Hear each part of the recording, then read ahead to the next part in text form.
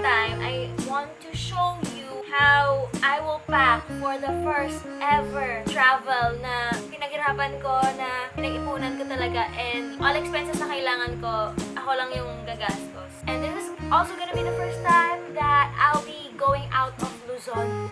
So, sobrang excited talaga ako. Anyway, ang dami kong daldal. So, just gonna show you quickly. I love organizing my stuff in terms of, kunyari, kung anong use niya. For example, I organized all the swimwears here. I originally planned on showing you a quick haul of my bikinis, pero parang wala nang oras. Wait, sige. Let me just show you quickly.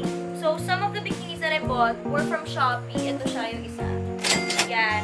Perfect yung fit nito sa akin, but the thing is, itong strap was a little bit loose dito. Pinatahi ko pa siya. Ayun, buti na lang natahi nila ate. And then this one is also from Shopee. Ayan. Makikita nyo naman sa mga pictures, or I think by this time na in-upload ko the video, I guess nakita nyo na yung mga suot ko sa IG. So, yeah, just follow me on IG. Andito yung mga bralettes, sleeveless, and I also have this.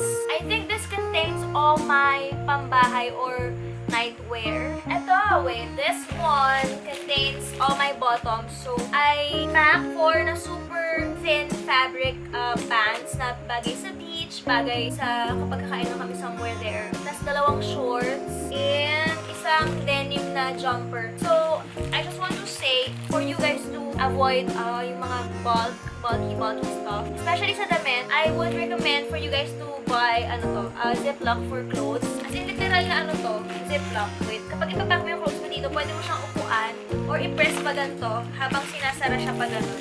Parang yung feel niya is, I forgot the term, basta yung parang vinacuum yung plastic, so dapat flat na flat talaga siya. Ayan, ngayon bumukas siya kaya may hangin. Nakita niyo gumala yung hair. Pero that talaga flat na flat siya. Para hindi siya bulky, kasi para marami kayong malagay sa maleta. And speaking of maleta, itong Violet luggage na to has been with me since 2014. So, kaya Violet din yung mga organizers ko na binili ng sister ko from Shopee. Kasi para terno nun. Tapos, supposedly, meron talaga tong kamachi-machi na hand carry. Pero naiwan ko sa Los Baños. So, I bought one from SM Shopee Mall. Yeah, ito yung hand carry ko. Ito yung check-in. So, yun. Ipapack na natin. Ayan, itong area na to, di ba may lubog pa? Tapos ito may angat. I usually want to utilize itong area na to. Hindi yung basta papatong ko lang itong organizer dito kasi sayang naman yung space dito. For example, ito, pinaghihiwalay ko sila per pair ng footwear as much as possible and put it in a separate dust bag. Ayan, pinaghiwalay ko sila so I can put them dito sa spaces. So at least kapag nagpatong ako dito, nagamit ko yung space na to.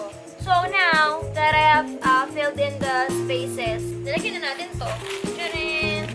Jiren! Ito pa, Jiren! Ito, skincare, intimate care, mga gamit panligo, and everything else. Ito, SPF, guys. Don't forget your SPF kapag pupunta kayo sa beach or actually anywhere. I haven't tried this product pa, so yeah, I got this. I don't know, but it's insanely water resistant, insanely sweat resistant, so let's try it. Ito, ang laman-nurse naman na ito ay, yeah, accessories, makeup, everything that I need for the shoot. So, yung weird na ng pwesto ko kasi naman. My sister got this from Shopee din. Kasi maraming sapatos yata dito, but I only placed 2 pairs of footwear kasi para hindi mapipit. Ang creepy naman ng window. Sana pag in-edit ko to, walang horror movie na ma-produce. Mamaya ko isasara yung check-in luggage. But I just want to show you my bayong. Sobrang cute tingnan. Bayong! I got this for only 150 pesos sa Santa Lucia East Supermarket. I forgot if 150 talaga, but somewhere around 150 to 250 ito. And then I got this tote bag from, again, SM Shopee Mall for only 99 pesos. As much as possible, I want to leave siguro mga 2 kilos or 3 kilos na allowance kasi para pag may gusto kong bilhin doon or what, tapos mauwi ko, ganun. It still has space here. Siguro may lalagay pa ako dito. Wait lang. Octopus tripod. Yung nakalagay dito nandun pa. Monopod. Power bank na hindi ko alam kung sinarge ko. Kailangan ko i-charge yung power bank ko. Yan. Guys, don't drop that tanda. Don't do this. Pag magdadala yung power bank, please make sure it's charged. Yun. Hindi na lang charged pala siya. Speakers. I wanna bring speakers kasi I like to chill with music on. Recommend ni Ray before kasi sobrang ganda niya, 300 plus na siya, tapos ang lakas ng tunog niya. I'm telling you. Eto, wait. I know the hotel has a towel, but I think I'm gonna bring one. Gusto ko ko, iba yung towel kapag naliligo ka dun sa towel na pabalot pa after beach. Kasi hindi ka pa naman malinis after beach eh. So, wala lang. Para hindi mo matutumihan yung towel mo na nilalagay mo sa face and everything. At dahil magaling yung sister ko, she also got us waterproof bag from Shopee din. Para kapag nag-island hopping or kung saan man kami pupunta na kailangan mabasa, we have this and we have our things with us. Again, this is not a sponsored video or paid advertisement, but since bet na bet ko talaga ang Protect PH, I'm gonna bring this kit with me. Unfortunately, there's a limit to how much amount of liquid you can carry sa hand carry mo. So, I'm gonna separate yung, I guess, disinfecting spray kasi I don't need it sa airport. Mas kailangan ko yung alcohol and liquid hand soap. KN95.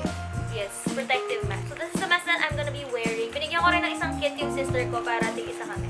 This one's a mask case naman. So, my sister got this from Shopee as well. Ang galing na sister ko na parang siya yung bumili ng lahat ng organizers. Ito yung mga basic makeup or everyday use ko talaga ng makeup or skincare or basta anything essential. Ano tawag dito? Ito yung check namin ng weight. This is how it works. I'm gonna show you. Naka-zero siya. Kita niyo ba? Hindi yata kita. Basta naka-zero siya. Make sure. And then, we're gonna just... So, 7.04 kilograms yung carry ko. Sumobra ng 0.04. Now, I'm trying my check-in bag. Ito. Okay. My hand carry weighs 7.04 kilograms. Tapos ito ay 17.26. So, I guess, wala na ko idadagdag. Ayusin ko na lang yung room ko, guys. And then, I'll see you at the airport.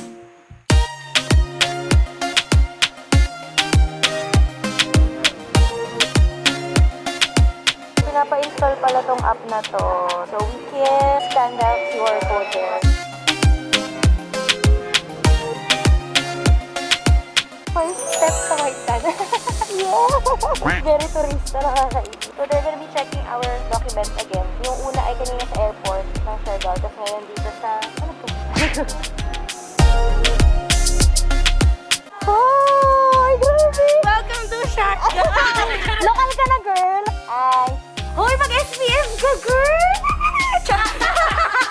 Naging race car. Yung naging-drip eh. Oh my gosh, ang ganda na! This is our home for 1 month. Cha!